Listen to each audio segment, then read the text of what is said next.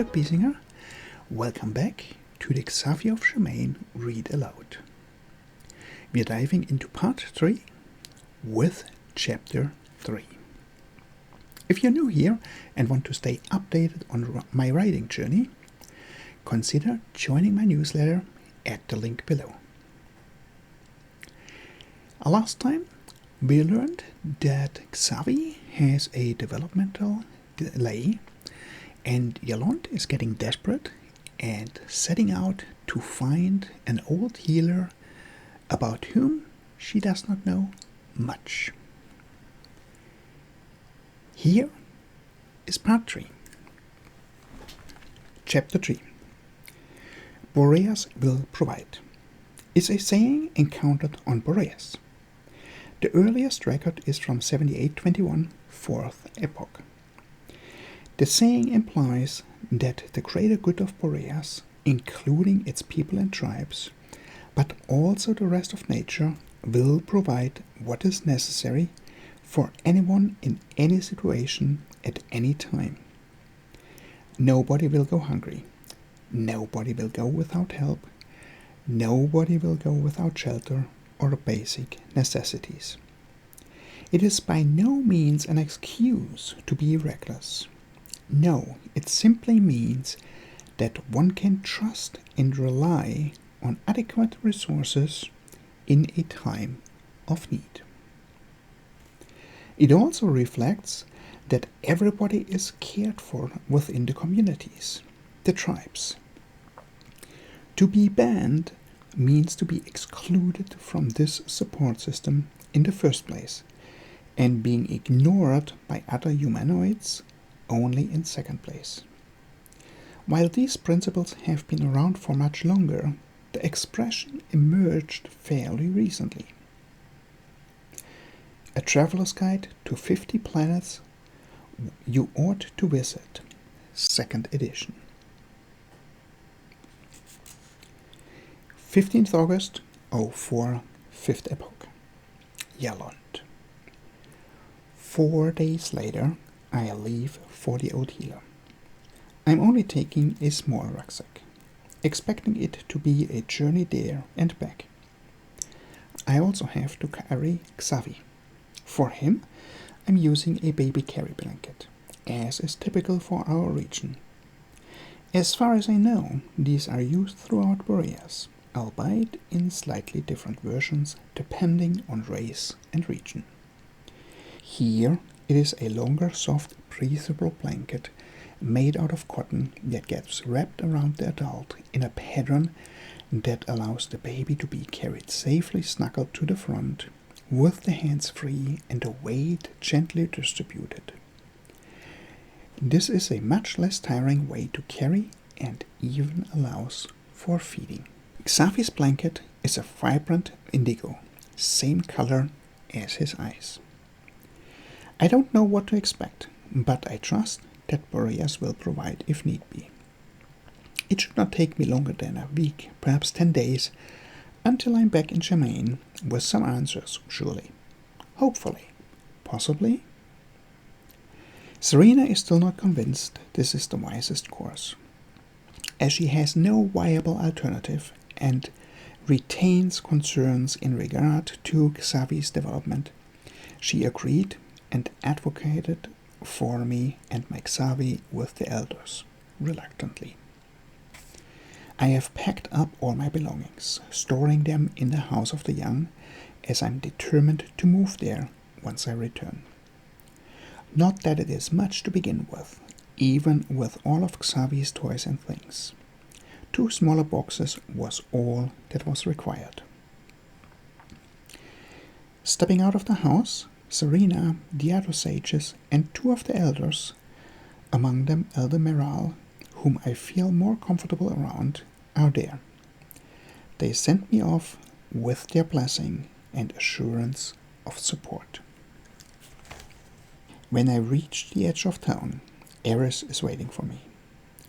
I want you to know that I wish you the best of luck on your search, both of you. I know I have not been the best of friends lately, but this does not mean I do not care. I wish you would not need to take this journey, and I hope that your quest will be successful and you find a solution for Xavie. Thank you. I don't know how long it will take exactly. You stay out of trouble and we'll talk when I'm back. I pull her into my right arm to hug her. After all, she's my best friend, even if we're in a rough patch. We'll figure it out. We always do. And I know that she'd be the best auntie Xavie could wish for. All I have for the location of the healer is that he lives secluded in the woods close to a town called Chicadu. My plan is to get to that town and ask the elders where to find the healer. Traveling along the regular path and roads, the trip is uneventful. Xavie takes the change of rhythm better than I expected. I was concerned he might get too restless, but he observes with wide eyes and seems to be content with that, at least as long as he is awake. Occasionally someone is going the same direction and we walk together and talk a bit, or I meet a farmer or craftsperson with a cart and we are invited to ride along. These are nice breaks from carrying Xavie. He is getting heavy over time. The vegetation does not change much from what I'm used to in Shamain. True, there are some areas that are more wooded, something we don't have too close to Shamain.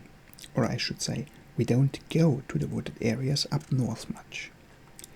I could not even say why or take a guess. It just is. Always has been. In the afternoon, my route leads me through a wooded area cast in dark, dense shadows. The trees, standing at considerable distance, have wide, flat crowns, touching and interweaving at the edges, building a roof of long, dark green needles. The foliage is one large, dense sheet, while the space between the trunks is generous. It is kind of ingenious. They help each other to create a large shaded area for their roots, while at the same time not competing for their portion of soil and water. In the evening, I will learn they are called stone pines. I don't think we have these close to Shamain. For the first night, I'm invited to stay at a farm, and we are well taken care of. My legs and back are sore, not being used to this much walking or, most of all, carrying Xavie and a backpack for these extended periods. As has been the new normal, Xavie's indigo eyes make everyone pause. Sometimes it's a long moment, sometimes it is a quick, barely there hesitation. All the same, everyone reacts in some form. During my travels on the second day, I notice that the architecture is slowly changing. The blue accent colors I am used to from Shamain are replaced more and more by brown ones. Occasionally, the walls are not plastered and colored white, but they are left in the gray of the stones they are built. The vegetation is also slowly changing to a more shrubbed one. In Shamain, we have wide open areas, and here, while flat and open, it is covered with shrubs scattered across the area. Xavie watches when he is awake, but becomes even quieter than usual. The second night, we stay at an inn along the route. It's at the intersection where my path joins the road from Kitat to Mount Chicadi. It has grey bare stone walls and a dark brown accent color on the wood. As it's the midst of summer, the place is busy. The innkeeper was able to get us into a small room and we did not need to share. I'm grateful for that. The route the next day is busier. This is the shorter of the roads from Kitat to Drop City, passing to the north of Mount Chicadi. I stay on this road all day. By late afternoon I could make camp in an inn. But it's a bit early. Instead, I opt for continuing on for another 2 hours. With there being many more travelers, the noise level is elevated, but nothing gets a reaction out of Xavie other than him watching the surroundings. It's unnerving that he's so passive. Good thing that we're on a way to hopefully find a solution. As I'm preparing to set up camp a short way off the road, a game warden approaches and we talk a bit. While she guarantees that it is perfectly safe to camp in this spot this time of the year, she invites me to her home for the night. The next morning, we walk together to the junction leading off the main road toward the healer's village. As we part ways, the warden assures me that it is 5, perhaps 6 hours to Chicadu. I arrive mid-afternoon in the village and seek out the elders. In the conversation, inquiring about directions to the old healer and sharing my reason for seeking him out, the elders appear to prepare me for a likely disappointment. Interesting, and not unexpected. If I'm honest with myself, I don't have high hopes to begin with. It's grasping for straws, so to speak. But what wouldn't you do for your youngster? I follow the directions the elders provided me with and find the old healer without any problems right around tea time. He lives in a small clearing in a stone pine forest that I have come to see as typical for the area.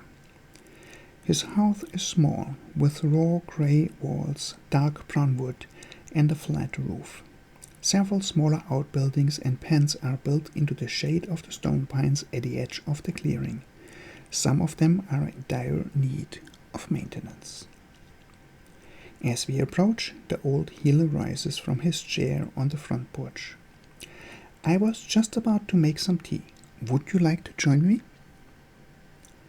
Okay, this is not the welcome I was expecting. Then again, I wasn't sure what to expect, so let's play along. Sure, a cup of tea would be very welcome. I follow the healer but stay in the open doorway. After all, this is the healer's home, and I won't impose uninvited. While the healer prepares tea, he asks for our story and why we sought him out. He listens intently, and it dawns on me that while he is called old and appears to be past his prime, this is just superficial. His mind is sharp, like a karambit honed to perfection, and his eyes see way too much, cutting through to the core like nothing else. He must have been an embodiment of an Easterner a few decades ago in his prime. He still is tall and lean, and it is obvious that at some point he was in excellent physical condition. To his credit, he only barely hesitated when he saw Xavie's eyes.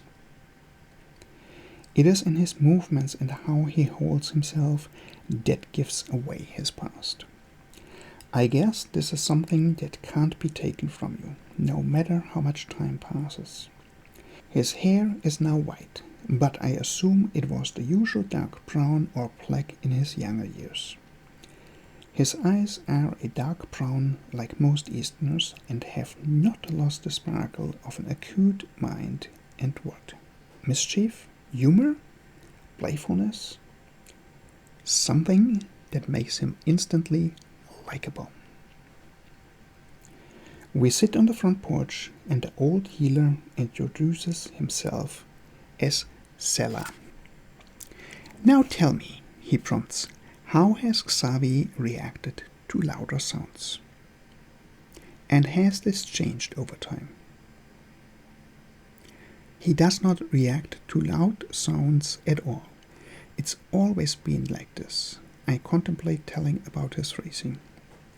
Before I can decide, Sela asks, and how about touch, tickling?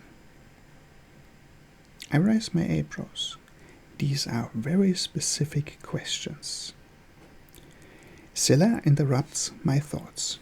When I was a bit older than your Xavie now, my mother solved the challenges of my own delayed development. And yes, I have seen many youngsters with these kinds of challenges since.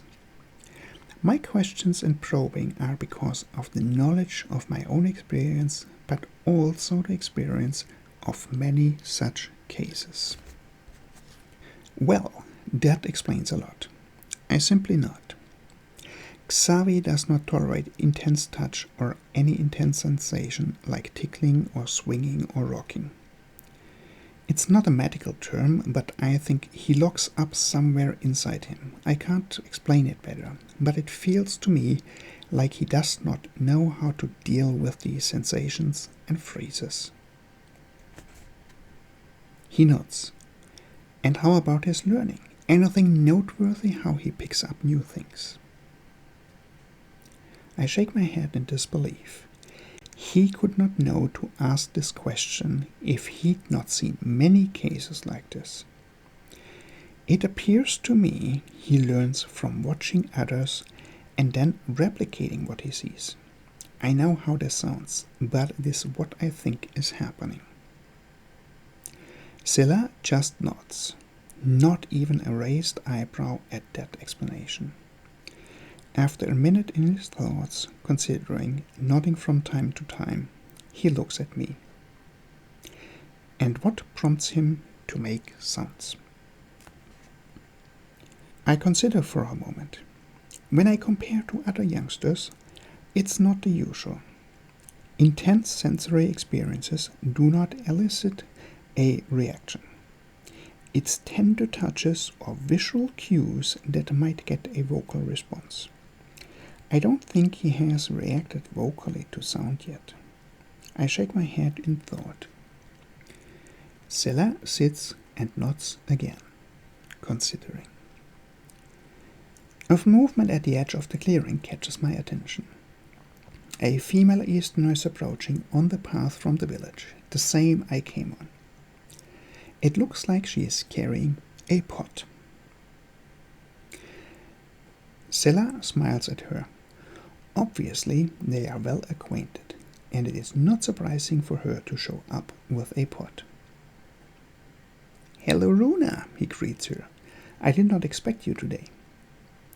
She pecks him a kiss on the cheek. "Hello, Pops. We heard you were going to have a visitor, so I decided I'll come out." She places the pot on the table and turns to me. "I'm Runa, daughter of Scylla. My siblings and I, we take turns making sure he gets some decent food and company a couple times a week. He doesn't want to leave his farm, so here we are, coming out to him." She shrugs. "And having heard that you're looking for him, I decided today is one such day."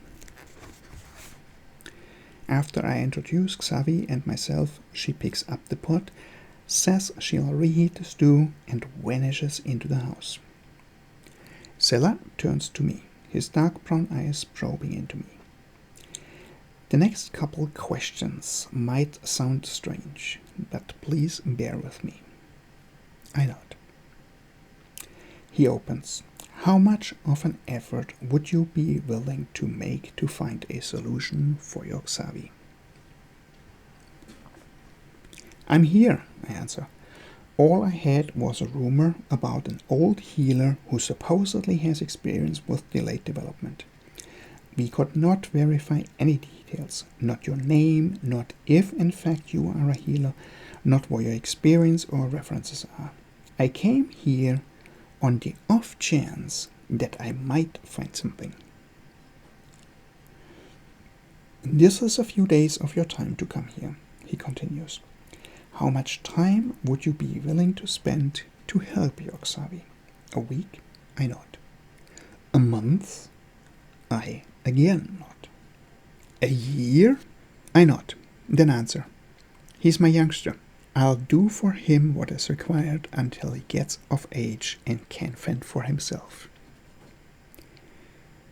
He slowly nods. "Good. What would you do? Learn a profession if it's required?" I nod. "Go on a journey?"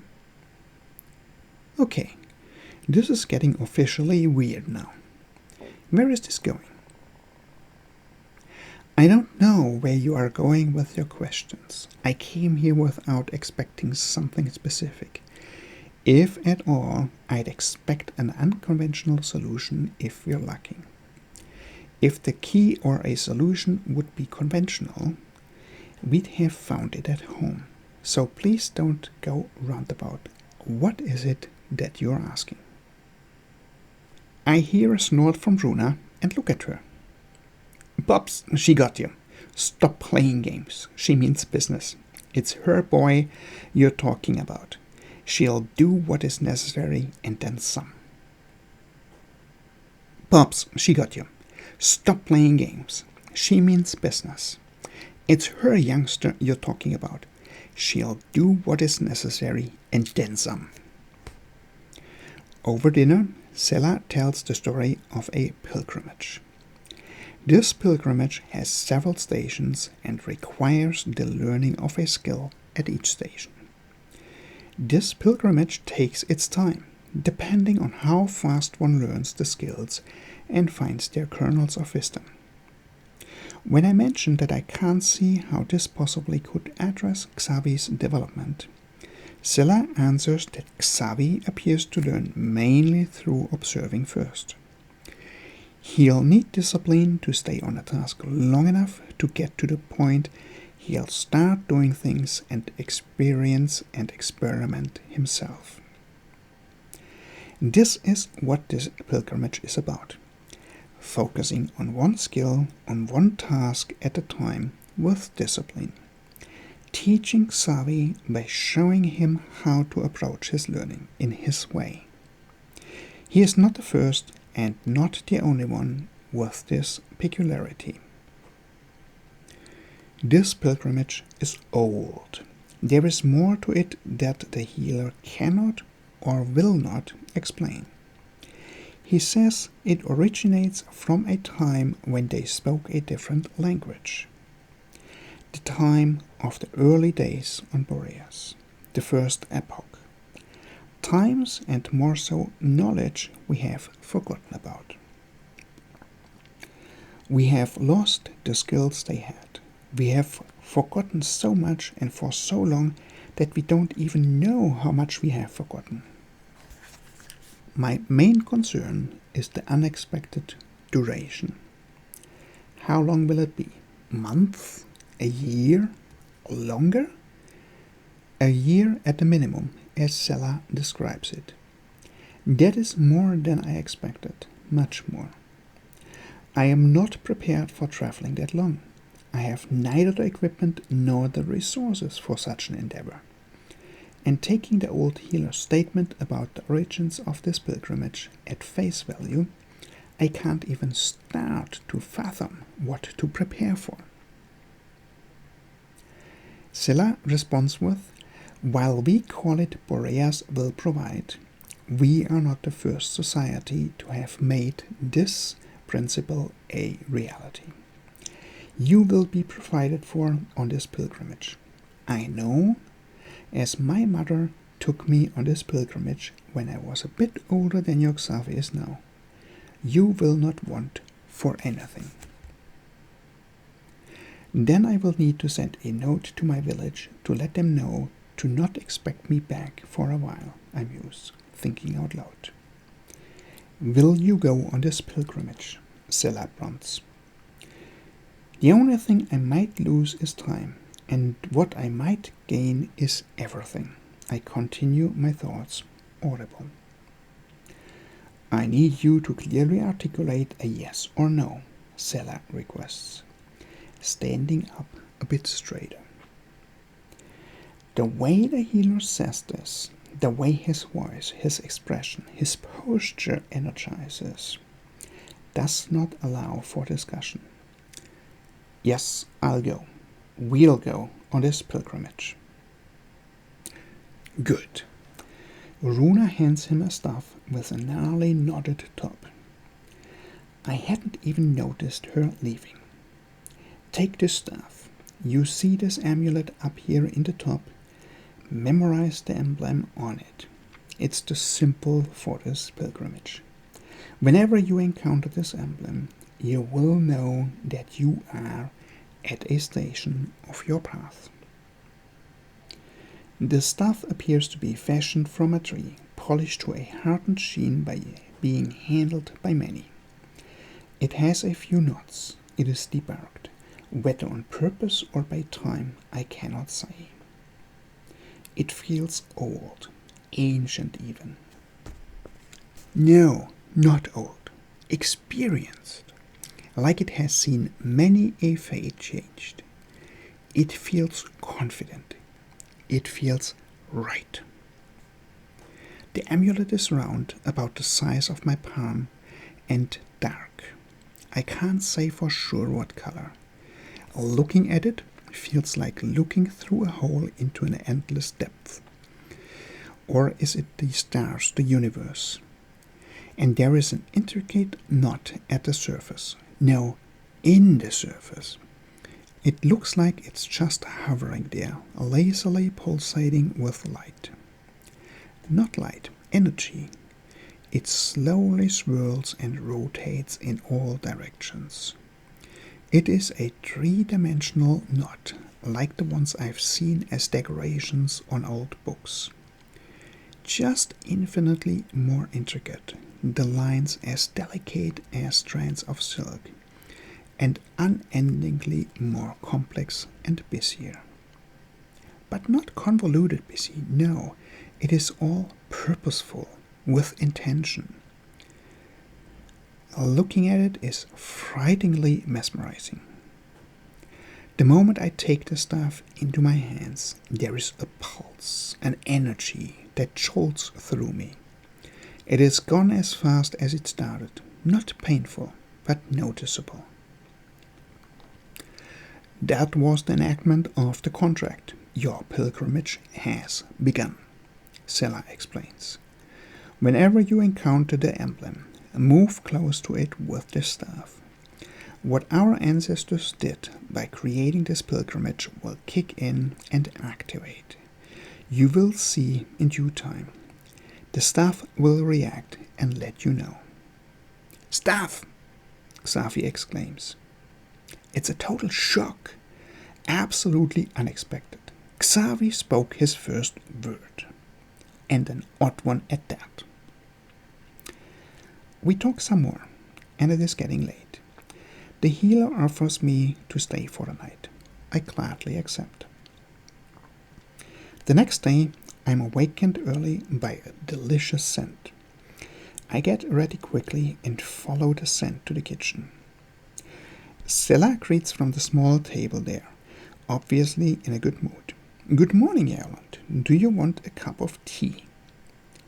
This smell is tea? What kind of tea? It smells unlike anything I have tasted, I think. Yes, please. I enthusiastically nod. I learn the tea is from a bush that only grows in a small region in the foothills north of La Mesa. It is red and delicious. After breakfast, I'm leaving to start our pilgrimage. My route will take me back to the village and then towards Mount Chickadee. As I pass through town, I stop at the local post station and send a quick note to Eris and another one to Serena, informing them that the stay at the old healer was promising and I'll be traveling for several more weeks or months. On instructions by Sela, I'm supplied with about a week's worth of food, some basic camp equipment, shelter, and sleeping rolls. Nothing fancy, but good enough for a few days and nights. Our departure into the pilgrimage is registered with the village elders as well. Then I leave town, heading into the unknown, into the adventure. My route will take me along the foothill path, the one route that circles Mount Chickadee. It's called a mount, but in reality it is one main peak by that name and several smaller peaks surrounding it in a random pattern. All are separated from the surrounding flat areas by foothills. The complete range is gorgeous, from what I heard. I have never personally seen it. Other than a few hunting cabins in the foothills, the area is uninhabited. No reason for carving out a living in this much harsher and more difficult area if it's surrounded by easily arable land. Given the more remote setting of the foothill path, it would take close to 3 weeks to travel the full round. I'm taking the route counterclockwise, traveling to the south on the western side. Although the path is only occasionally traveled, it is in fair condition, and I can make good progress. Late in the afternoon on the 3rd day since I left Chicadoo, I can make out a grove not too far ahead. My plan is to get to it to have some additional shelter and an easier time finding fuel for a fire. It takes me only about an hour to arrive at the grove. It was closer than I expected. To my utter surprise, there is a small path turning off, snaking into the foothills. The grove is small. I can basically see the land beyond it in all directions between the tree trunks. All trees appear to be relatively young birch trees, with trunks only about the same diameter as my upper arm. It looks and feels welcoming and void of any surprises or danger. Xavie has been growing a bit restless for the last 20 minutes or so. I decide to take a quick rest and some water on the trunk of a fallen tree that lays alongside the path. I slip out of my rucksack and set it down in front of the trunk.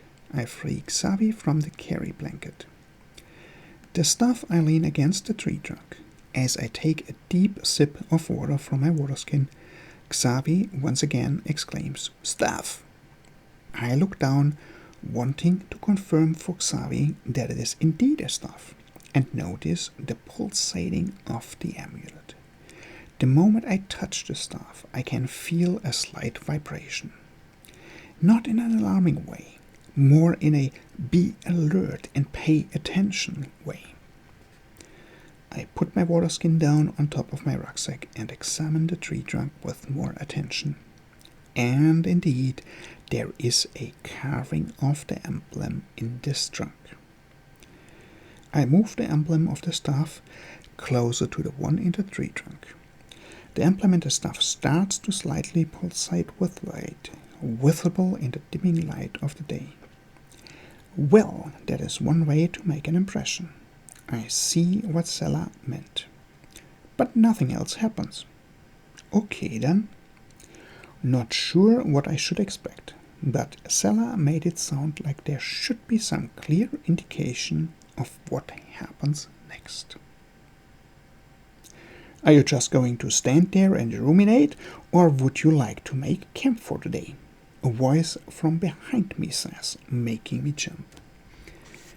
After an instant of initial shock and being frozen in place, I whirl around, the stuff at ready to defend myself and Xavie if needed be.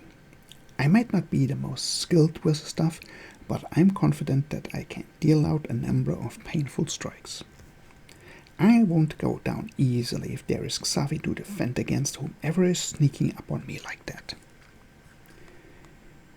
No need to be alarmed, Yalonde. After all, it was you who called upon me by activating that emblem.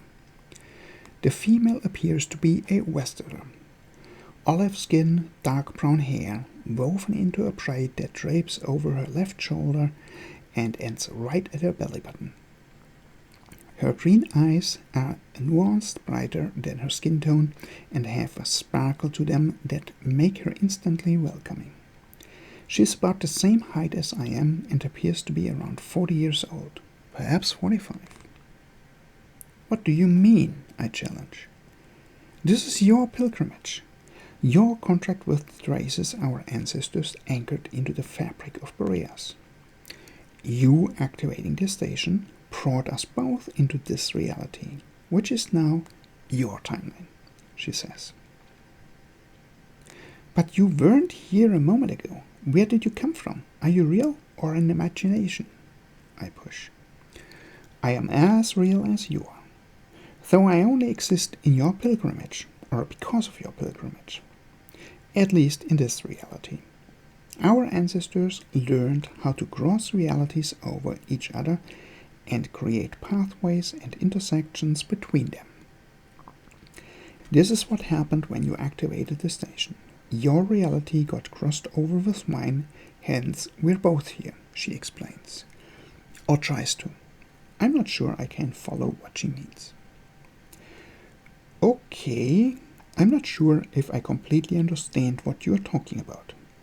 I'm also not sure if it is important at this moment. I guess I just go with it. I shrug and lower the stuff. So, you'd like to make camp here tonight? She asks again, tilting her head slightly. Yes, we might as well. This has been my plan anyhow, I nod. Then be my guest. With a flourished wave of her hand and a bow, she invites me into the small clearing at the center of the grove, separated from the circle paths by one row of trees. As she does so, a nice-sized campfire, tents, even a solid wooden table and benches appear out of thin air. What should I call you? What is your name? I probe. You can call me Halo. The folks of old did not give names to entities between realities, so I chose my own. She winks.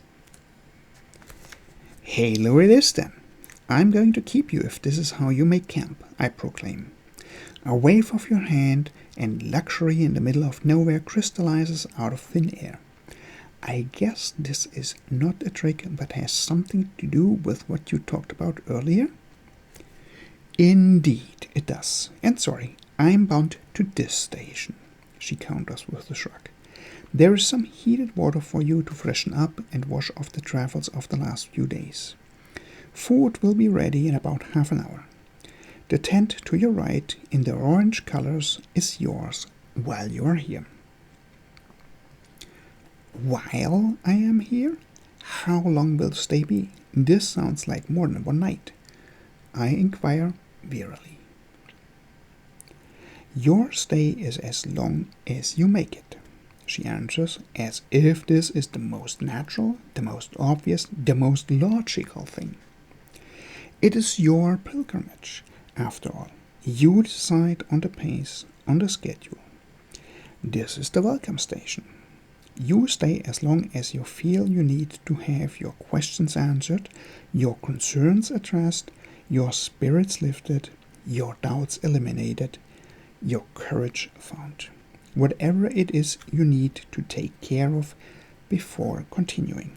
This is the time and the place. Once you feel you are ready, you continue. It is as simple as that. Until that time, I'm here as your host and resource to render any assistance you require, answer any questions you have, she concludes. Later, after a luxurious meal with a nice soup, broiled meat, buttered vegetables, and freshly baked bread, we sit at a small fire and start to talk.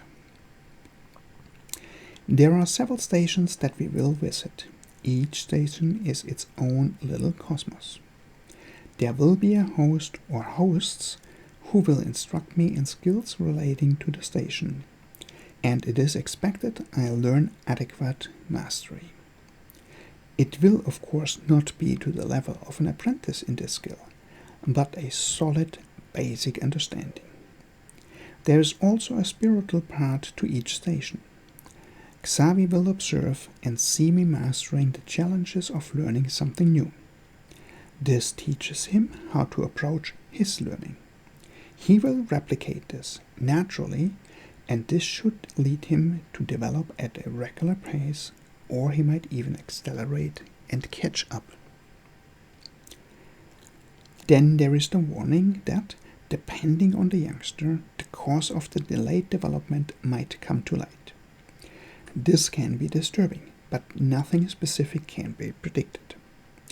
How long my stay at each station will be is determined solely by me. What the next station will be, even whether I'm continuing or returning home, is determined by me. After all, It is our pilgrimage. The most important detail to help Xavie is to discover what is blocking him. Recognizing this is the first and most crucial step in solving this problem and helping Xavie to unblock. There is also the possibility that this happens without it being conscious or obvious. This will mostly depend on me. I'm the one person who knows Xavie the best, the one person with motherly instincts running high, the one person Xavie sees as his anchor to the world. It will be up to me to listen to my intuition, to what my heart is telling me, so I can find the right path, our very own path through this pilgrimage. At each station there will be options for where to go next. None can be known beforehand. I will choose blindly with only my instincts, my heart telling me what to choose. When it gets bedtime for Xavie, Halo sings him a lullaby. Schlaf, Kindlein, schlaf, der Vater hüt die Schaf. Die Mutter schüttelt's Bäumelein, da fällt herab ein Träumelein. Schlaf, Kindlein, schlaf. Schlaf, Kindlein, schlaf. Gezeigt wird der Weg vom Stab. Station kannst du nicht missen, gelehrt wird dir jedes Mal wissen. Schlaf, Kindlein, schlaf. She repeats it a couple times. It sounds foreign, a hard and not very melodic language, even when sung in her crystal voice. For some reason I find it easy to memorize the lullaby in a language I can't even begin to assign to any region of Boreas or time. On the third repeat, I sing along. The white bark on the birch trees reflects the light from the campfire and makes it look like the trees are dancing, swaying in place to the rhythm of the flames and the concert the nightly creatures create in the background. We talk some more. I learned that the language of the lullaby is the language of old, of the first settlers. This was before the galactic empires and the unification of languages. So naturally, it is a language no longer spoken these days. It has not been spoken on Boreas for millennia. As this pilgrimage stems out of these old times, remnants of the language of old remain. No matter how I try to phrase my questions, Halo can't or won't elaborate on either how long I should expect the pilgrimage to take, nor the stations to expect, or even the number of stations. All I'm getting are answers repeating that it all depends on what my motherly instincts tell me. What will be the right thing for Xavie and myself, and that it will take as long as it takes. The only more detailed information I can gather is that there will be the choice between 2, 3, or 4 options for the next station each time. And the last station will be meeting up with a hermit, most likely.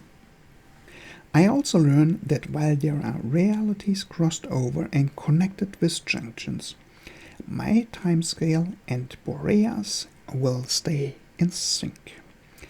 Every day on my pilgrimage will be a day on Boreas. The hosts and stations are what will be crossed into this reality. And now, if there would be other Boreans doing the pilgrimage at the same time, we would not encounter each other. Sounds awfully confusing, and I'm not certain if I need to completely understand all the minutiae. Xavie has fallen into a quieter than usual slumber. Before it gets too late, I make the decision there is not much more of value I can learn from Halo. Halo, while I appreciate your company and hospitality, and find the thought of staying some time with you tempting, I don't think it's the best choice.